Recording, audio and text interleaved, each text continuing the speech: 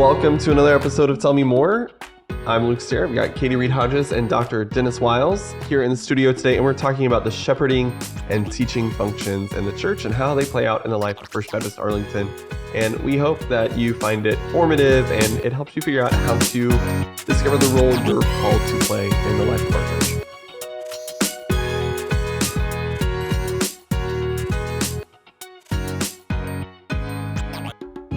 Welcome to Tell Me More.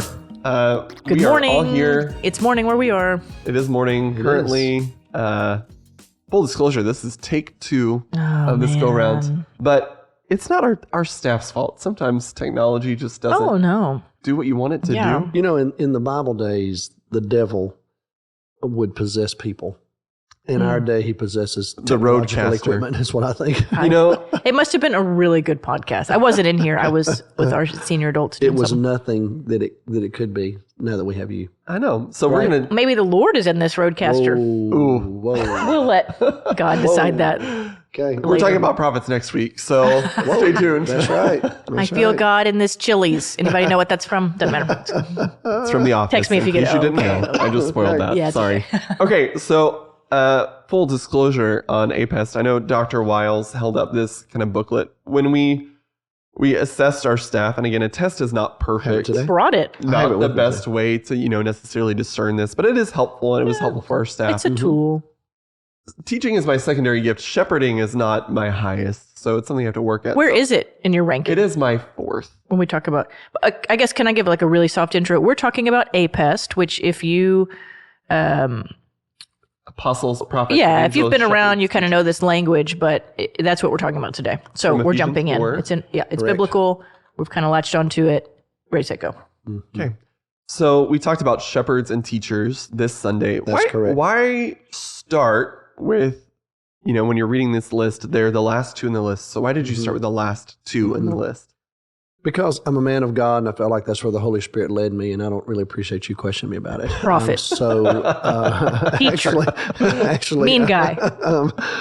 No, it's because actually when as we were unpacking this, it seems to me that shepherd and teacher are the 2 most recognizable across the life of the church. I think maybe the easiest to understand and the ones that we have given most prominence to in a church like ours. So I thought, well, I'm going to start with the ones that most people are more familiar with than apostles, prophets, and evangelists. I think our people would be familiar with evangelists, but I think apostles and prophets. Right. I think starting where it's... Starting with what's known. Any fundamental, like any good teacher, y'all can tell me, we start with the fundamentals. That's really right, kind of and then you go thinking. into more advanced or more. Yeah. Plus, I see myself in those 2 roles here, so I feel very comfortable. That's a good reason. Yeah. So that's why we started there. Yeah. So we assessed our staff leading up to staff retreat to talk about kind of the differences in gifting. And one of the things we found is that most of our staff have shepherding or teaching somewhere either as their primary function or their secondary function. We have a lot example, of teachers. Apostle is my primary, but teaching is my secondary. I'm looking at the booklet. So as we think about our staff, how do you see shepherding, teaching playing out amongst the life of our staff? And then maybe how do you see, what are some stories of how you see people in our church, staff, lay people alike, living out these shepherding and teaching functions at First Baptist? Well, I would start with myself. When you look at the survey, the testing work that we did, as I was answering those questions, I recognized as I was making my way through them that I do have teaching and preaching kind of together, I think are my primary gifts, if you will. And I do think preaching is a different gift, but it usually is accompanied. Most all preachers are teachers, but not all teachers are preachers, I guess is what I would say. Occasionally at Truett Seminary, some of our professors who are world-renowned and wonderful would preach at chapel. Yeah. And there is a difference between teaching and preaching. That's right. It's just very different, And so, but I know that personally, I just have a lot of just shepherding instincts. They may not come out on a test, but they've just grown inside of me over 40 years of being a pastor and caring for people. Do you think that's developed? Is that what you kind of... Yes, that's for sure. And so I would say, so for me, the shepherding as I mentioned Sunday morning, is two-pronged. On the one hand, it's shepherding people and caring for them. And as late as this morning, as I was praying and just preparing for the day, I found myself doing exactly what I said in my sermon I do. I prayed for our people today. I know they're scattered all over, have no idea where they all are, but I found myself just going through that list of, Lord, would you just help them to be good in the moment today? Some of them are going to be in crises and hard conversations. Would you just give them what they need in that moment and give them clarity of thought and discernment, wisdom, make good decisions today? And some of them are facing parenting issues, and would you just help them learn how to keep shepherding their own children without breaking the relationship? I prayed for kids. We have, as y'all know, we had this terrible accident in our community this week, so I prayed for the students at Pantego and the teachers and the folks that we're connected to there. So I found myself doing exactly what I talked about Sunday morning. That is just, it's just in me because every day I think about my people. It's one of the first things I think about is what's going on in their lives. And then the individuals that I know are facing really serious crises, I found myself drawn to pray for them. So, in fact, I've already texted a couple of them this morning just to see how's it going. How are you doing? So, because at the end of the day, I am the shepherd of this church as the pastor of the church. Which we translate the word pastor from Greek, and it's actually the same word in Greek, pastor, shepherd. Yeah. So when you say you're the shepherd of the church, you are. That is your title. That's who I am. Role. Yeah. And you would hope that your job description, that a person in that role would have those proclivities, and then whatever the other gifts are that come with that person, usually help shape the personality of the church, I would say, and hopefully fit the personality of the church at the particular season in its life, So, and then, but then also, tonight I'll be in a personnel committee meeting tonight. So I'll be engaged with a group of leaders in the church who will be shepherding the organization of the church, which, as I said Sunday morning, is it's kind of a different application of shepherding, but it is shepherding. It is looking out for the overall good and welfare of the church and making good, responsible decisions. And so I had a couple of church members ask me Sunday morning, said, we've never really heard you talk about it that way. Why did you, what about shepherding the organization? I said, well, I guess I just wanted to make sure that the people who serve in those roles in our church elevate their view. They understand they're not just serving on a committee. They're actually engaging, shepherding the church. Yeah. And so just want to keep that the higher view. Yeah, I feel like it than is. we could drift into if we're not careful. It's not an institutional thing per se. It is, but it's got a spiritual But there's a purpose behind why we do it this way. That's right. It's not just because that's how we set it up and we have to or whatever. And so to me, it's good. Tonight, tomorrow night, I've got an advisory council meeting. Well, to me, these are church members who are putting their hands on the church as shepherds. So I think when we think about shepherds on our staff, I was looking at some people came to mind, and then I was looking at the document to see am I right or whatever. But it was Crodal, I think, even though Crodal is not in a per se care ministry seat, Crodal, our youth minister, has great care giftedness. Yes, he does. And you know this just from watching him. But something like this tragedy that's happened at Pantego Christian, I don't doubt that that's when Crodal is kind of in his sweet spot. Incredible. And, we don't want tragedy to happen, but I'm thankful that we have a youth minister who's just a caring person, and that shepherding nature, I think that's where he shines. Very comfortable walking with our families through the harder parts of their life, hospital visits, all of that. For people, I think, too, and bringing people together. And, I mean, again, thinking about Crodal, who's not the only shepherd on our staff, but... No, he's the first one. Well, Brian's got high shepherding as well. Yeah, but that might be more obvious because maybe not for the first 25 years of his ministry here, because he was doing activities, although he was a shepherd in that, but now it's more obvious because Brian is caring every day. Brian does care for our senior adults, and it's more obvious. Yeah. But the person on our staff who scores the highest in the shepherding category is none other than Katy Reed Hodges. I think so. If I looked back, I don't remember what the scale is. Is it 50 if it's perfect? I think I got a 48, or if it's 30, I got a 28. Yeah, it's real scored high. like 48 shepherding. Kurt Grice scored like 50 on teaching. Yeah, so something like that. And shock. Aren't we glad that we have found these roles that we're in? So, and I wanted to ask. You had posed something. As a person, I think who you knew shepherding was a function that you were called into in the church before a test told you that. Yes. How did you know that shepherding was the role and function you were called to play in the life of the local church? And then how do you see that playing out for you? It's a great question. It's a great question, and I'm glad you gave me like a 5-minute heads up because you told me when we were walking in that you might ask me this because I've been thinking about it.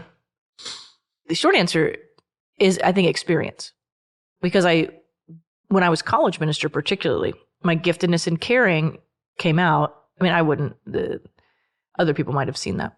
In real time, it's like, you notice, it's like this with a lot of things too. You're like, it's easier sometimes to identify what you're not. So like, I am not an evangelist, which I struggle with because I was next door to UTA as a college minister and felt a burden for people. So it's not like I'm going to ignore evangelism, but as a seat, as a DNA level, that's something that I have to think about doing. And it's not inherently like, I don't wake up doing it. No, it's not that I'm bad at it, but I felt burdened for it. And in fact, when I left that role and we were starting to look for the new person, maybe the only thing I really told the committee searching for him is I would love to see someone more evangelical as a giftedness than I am. And that's exactly what happened. And look what happened. Yeah. So I think some of it is trial and error. Like by this time I'm 38. I'll just say it out loud. And I am not new like I used to be. And I think when you're first on the scene, you don't know you're gifted. You just don't necessarily know as much. Unless people are helping you, like taking these tests or shepherding you or mentoring you. But I was just doing things, but it was just my natural proclivity. But it's really obvious to me when I was college minister that I didn't say out loud, like, man, it's really difficult sometimes for me to lead these college students, like on my leadership team, because I feel like their lives are such a mess. No offense to anybody listening. Their lives are so hard that I just want to do kind of the caring and the chaplaincy work. And it's hard to reprimand them like, hey, you missed another Bible study. You missed a Bible study that you're supposed to lead. But I know what is going on at home and I know your whole life. And I'm like, well, gosh, okay, well, I kind of, I don't want to be too harsh on you. Well, that's a shepherding. That's an example of what a shepherd would default to. It's okay, pat on the head. Let's fix all this. Sometimes in certain seats, that's not what you need. Right. You need an apostle or someone that's like, we have a task to do. Get your stuff together. We got to go, and that's not my giftedness. And so I think sometimes it's what you run into where you're really bad at it, that magnifies what you're not. And then you can do something and you say, oh, this is a much better seat, And so that's part of my calling, it's not a drift because it was more intentional, but my movement toward a more caring job in our church. I felt that stirring of, okay, I'm operating. John Chandler, who's a mentor of mine from Virginia, he's just retired from a long career with BGAV. He always says if you operate outside of your giftedness too long, you'll get burnout. And that's what I started feeling with certain chaplaincy had a little bit of that. We were both chaplains at Baylor. That life with college students, it required some things of me that weren't natural and they weren't part of my giftedness. And I started getting burnout. And so, like it's crazy because people talk about this job that I'm in now and is it difficult, whatever. And I'm always like, oh my gosh, no, this is so much, not easier because it's not an easy role, walking through tragedy, grief, funerals, but it's a better fit. And so much of it, I don't really get burnout in this role because so much of it is just, it's natural. It comes natural to me. It's a good sweet spot for me. And so anyway, talk about myself a lot, but I think the pitfalls when you do it, when you're somewhere in a seat where it's not so natural and you struggle, I think sometimes it helps you realize the seat that you would be better in. And your true, I don't know if we call these giftedness, there's probably a better word for it, but roles, responsibilities. Functions. When you function outside of that. We need all of these functions. So I'm not really an apostle. If you need me to sit in a seat to push people, then it's going to be hard on me and it's going to wear me out. And I'll try to do it if I feel like it's needed, but not for too long. Right. We should probably just hire an apostle because I'm just going to be terrible at it. Sometimes that happens like Barry's helping us with some stuff and it's perfect Barry giftedness. That's right. Function. It's very apostolic. If you had me in that seat, it would wear me out and the job wouldn't get done as well. Well, you flip that. You put Barry in some of the stuff I'm trying to do with the care ministry right now. And it would wear him out trying to shepherd these things. And so that's where I think the church is served really well when we're in our proper seats and functioning out of that the giftedness that God's given us. So that was a longer answer, but that's kind of my... Also, I would say another piece of your 2-year shepherding role in the church is you have also built an organization, if you will, a structure to provide shepherding for the congregation. The mega shepherd. You have shepherded a structure that's good. that helps other shepherds in the church help take care of our people. Yeah. And that's very rewarding. I really like that. Yeah. And that does fit the heart of a shepherd, I believe. It does. But it does require organizational skill and some of those kinds of things that people might not think about that come with a shepherd. Right. But it really does. It's a byproduct. Yeah, there is an organizational aspect to shepherding. It's not just tending to feelings. And I think I don't want to be reductive in the way that we talk about it, because there's a sense in which, Crodal is absolutely, wonderful shepherds. But I think about Crodal. But he's got to be a programmer. He's got to be, told me how wonderful it is to be prayed over by Crodal. But Crodal pulls together youth camp every year and shepherds these youth ministers of other churches to come together to put on. Yeah, it's not just, is it Lucy on Peanuts that has the little therapy 5 cents? You know, it's not just that. You don't just get to sit there and wait to care for people. No, there's a structure to it. We're going to pull people together. And I think one of the things as we think about these roles and functions, and this is an extended conversation, is if the church loses some of them or allows just one or two functions to dominate, that's when you see a church enter into phases of unhealth, I think. Yeah. So a church that only shepherds and only cares about shepherding, people are going to be loved and cared for, but it's not going to go anywhere. A church that only teaches will have people who are very well informed, but also similar. Yeah. So and Alan Hirsch, who's the author of some of this, the book where you quoted him on Sunday, he talks about some of those. If you've got an organization that's too heavy-handed on any one of those 5, the pitfall of it. Yeah. And so Christ gave all of these to the church. So, and you can see it play out in Scripture. You look at how when Paul first gets converted. Now we're going to know this about Paul later. We don't. If you were just reading the story for the first time, well, they bring him to Jerusalem. Well, he gets to Jerusalem. Well, you've got James in Jerusalem, who's a pastor. You've got Simon Peter in Jerusalem, who has those 2 men were called to the Jews primarily, and so they are shepherding and pastoring. Well, you've got Paul who shows up, and we're going to learn about Paul. He's a little more abrasive.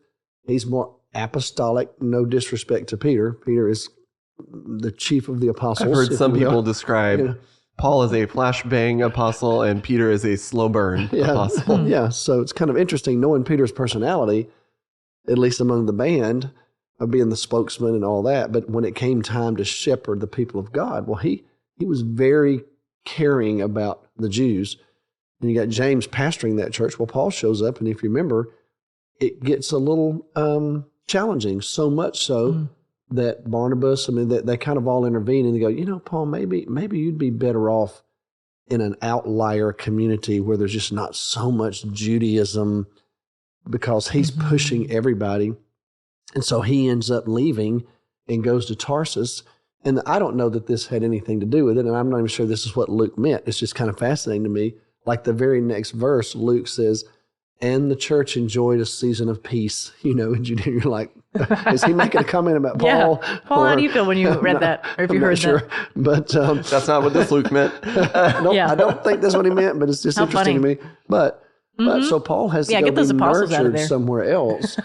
And so it doesn't surprise me that when Paul comes back, he never lives in Jerusalem as a free person. That just never happens. He has to go out. And so James, though, as best we know, will live his entire ministry life in Jerusalem. And so these 2 men, to me, represent the different giftedness and what's required of the roles that they were called upon to play. So you'll see Paul, he'll plant a church. He might stay, 18 months in Ephesus or whatever. But it's funny how he'll leave. He just can't do it. And guess what? He served a role that no one else could serve. And so I think you see that playing out in Scripture, see that playing out in local churches. And a lot of times you find, next week we're going to talk about apostles, prophets, evangelists. Well, you'll see some of them through the years migrate to the entities that are kind of around the church, so to speak. Many times, Parachurch. They're in mission organizations or they're in campus ministry. Still very much a part of the mission of the church, I would say. But sometimes it's harder for the apostolic gifting and gifted person to live in the confines of a local church that's very focused on status quo, if you will. So, but we need them all in the church. We do. And I think the We Lord do. gives them all to the church. And I think the shepherd I see the shepherd, as I've shared Sunday morning, kind of at the heart of it all, managing it all. Yeah, the shepherds are here to hold us together. Mm-hmm. So if we'll pivot. You're the average person sitting in a pew. Not everyone in our church can serve on a committee or be a deacon or teach a Bible study class, just because our committee structure has a limit to the number of seats it holds. If you suspect that you have this role to play of shepherding or teaching, first question, and then I'm going to ask follow-up questions. How do you go about discerning if you actually have been called to those roles and functions? So we'll start there, and then I'll launch into my next question. So how do you discern if you actually have these roles or functions? You're the average person sitting in a pew at First Baptist Arlington on a Sunday. Nominating committee has never nominated you for whatever reason. Right. How do you know if this is you? Well, I think it's experimental. It's you testing that in yourself, and even thinking about in your past when you have felt most comfortable, most fulfilled, most passionate, most alive, if you will. What in your past do you connect that to? And then you can start connecting the dots. Well, it's interesting that every organization I've ever been in, I've always been asked to be X. Well, what does that say about me? Or I've never chosen to be a part of an organization. I've always kind of wanted to be, in the background. And so more than likely, I probably don't have one of those foreground gifts. I'm probably going to find myself more in the background. What's available to a background kind of person biblically? I think you just kind of have to start doing some research that connects to where you've been and then experiment a little bit is probably what I would say. Yeah. And so then Katy, as the person who helps shepherd our shepherding ministry, what could someone do? You work a 9 to 5, you have kids. How could you, if you've discerned that you have this role to play in the church of caring, how do you actually concretely move forward and enmesh yourself into the care life of our church? Of our church? Because my first thought was, well, there's a million ways to care as a person in the world. But if you want to care in your particular role in our church, it depends. I think each Sunday school class, the old school model would be that they have one assigned to caring, but I'd still say that each Bible study group has someone in their group that has a proclivity for caring and is going to be the one that organizes the meal train, drops off the cookies, offers to watch the kids when crisis happens.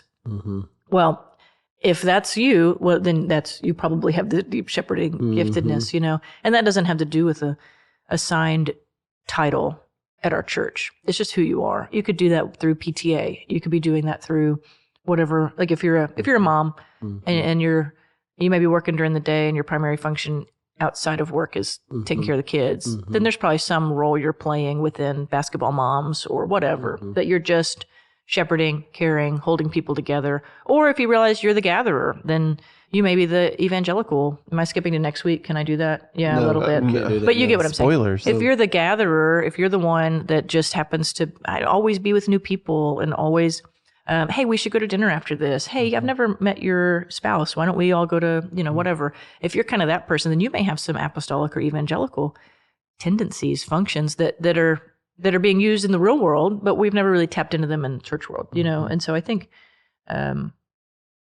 so much of it, I've drifted from your original question. If the question is how to use it in the church, you may already be using it, but also I think that's how the everyman gets to go in with caring. Well, and so shepherding. But if I was like I am a working parent, not if I was a working parent. Yeah, but your work is here. It is here. Yeah. So if I didn't work here, I'm still a parent. And I wanted to get involved in something like Care Team or our prayer ministry, which are both very much shepherding ministries of our church that young adults have largely not had access to. Oh, well, functionally, Katy.Hodges, it's Katy.Hodges @fbca.org.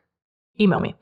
Because certainly, even our prayer ministry during COVID shifted to just opening up the idea of letting people pray at home because they really want people to pray. And so there's accountability if you come up here, right? Like you're actually going to come, you're going to do it. But they've shifted to sending some of these prayer requests and letting people pray at home, taking a shift, and they just do it when they can at home. And so we really believe in the prayer ministry,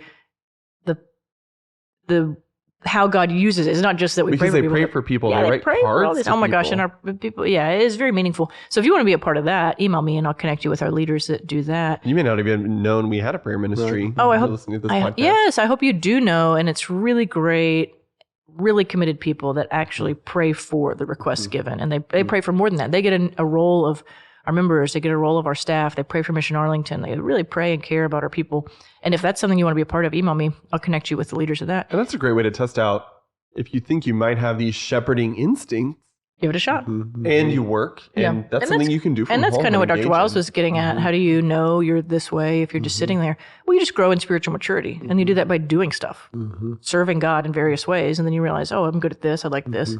I like to serve over here. I don't like to serve here. You know, you just wake up more mature and more self-aware of how God has gifted you and wants to use you. So, yeah, and the same with the caring. If that's something that you're just interested in, then email me. We'll get a cup of coffee. We'll figure it out with our kids, right? Because this is the ideal person in this scenario is a working parent. We'll figure it out.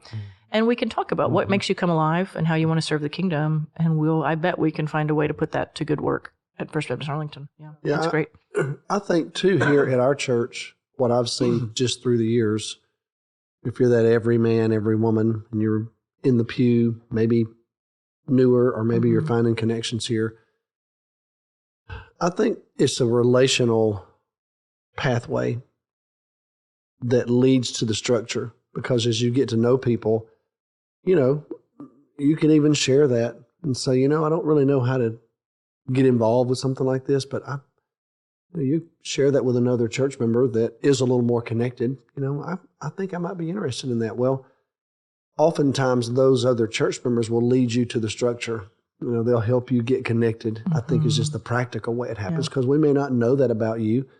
We have no way of knowing what you're gifted in or what you're called to, and or what's maybe been in your past where you've served before.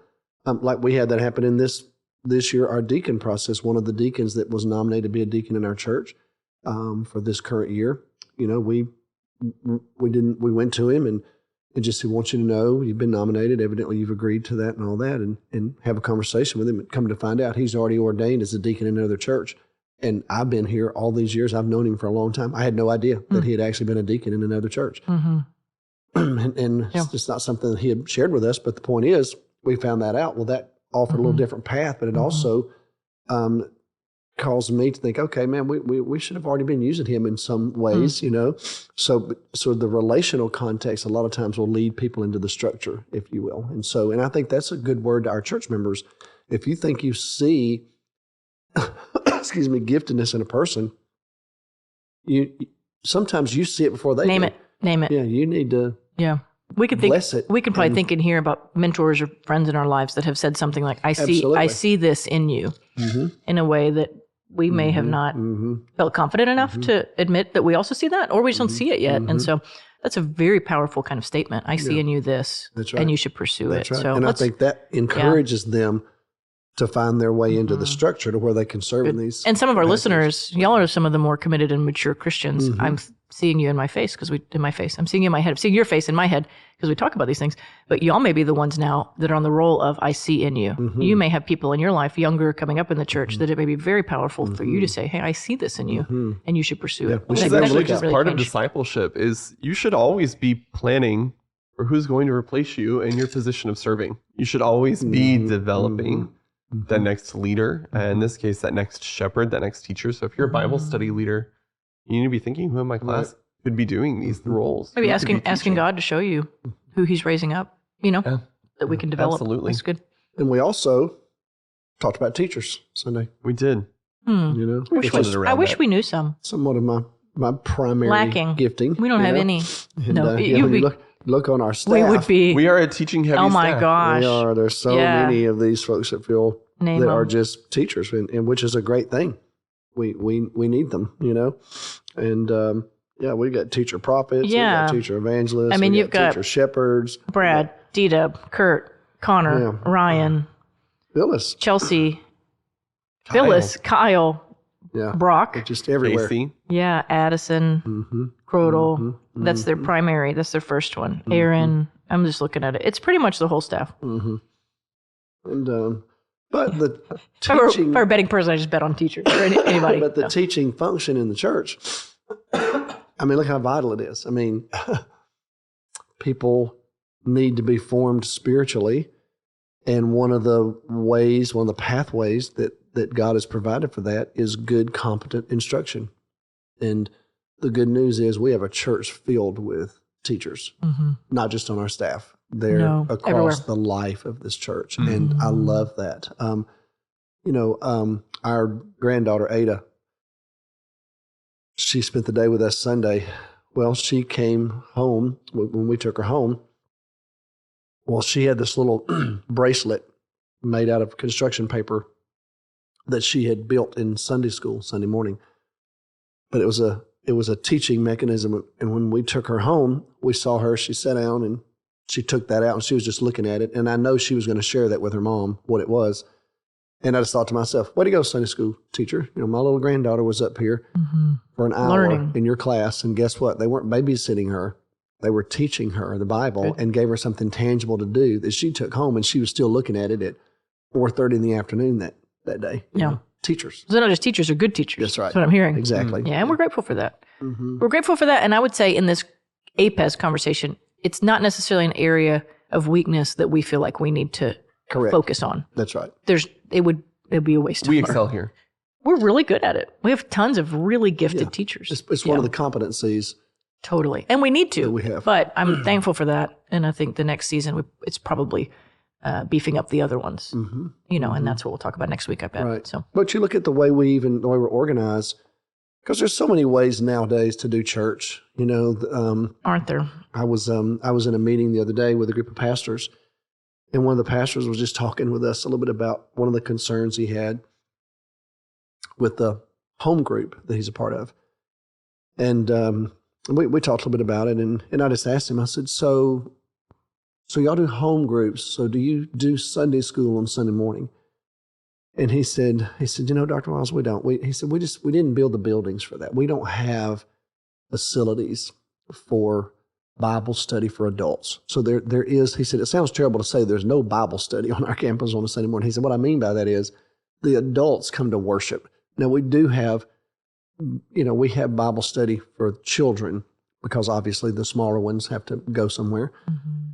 And he said, we just haven't accommodated that. And we just talked about, we don't know which one's best, which one's right. I said, but you look at our campus. Well, our campus, if you didn't know any better, let's say you were Jane Doe and someone dropped you on our campus, you might think this was a college campus, if you were just walking around. If you didn't walk in the sanctuary, you would walk into buildings filled with classrooms. Full of classrooms. Meeting spaces everywhere. And so we're and a coffee shop. And that doesn't say college campus. Yeah. I mean, that's true. But we're sending a message that, at the very heart of what we do here in this place is a commitment to spiritual formation in small groups in that little more of an institutional setting that highlights that gift of teaching in a certain format, if you will. And so Sunday morning, since I've been gone, it's I just kind of wanted to touch base, particularly with some of our more seasoned veterans.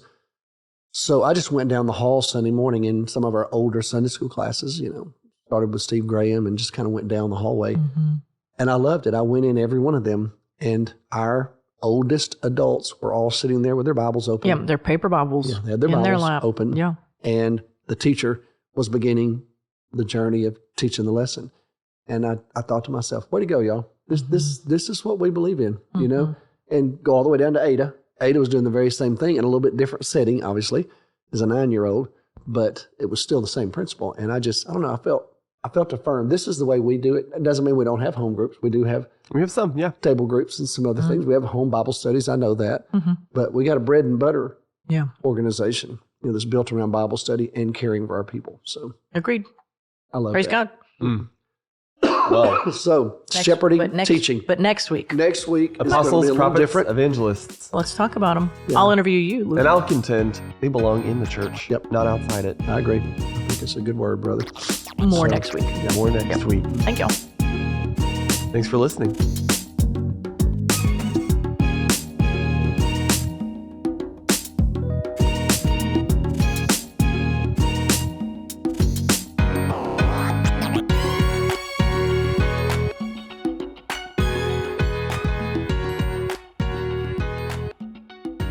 Thanks for listening to the Tell Me More podcast today. You can subscribe to this podcast on your app of choice, or you can visit us at fbca.org to find out more information about the podcast and our church.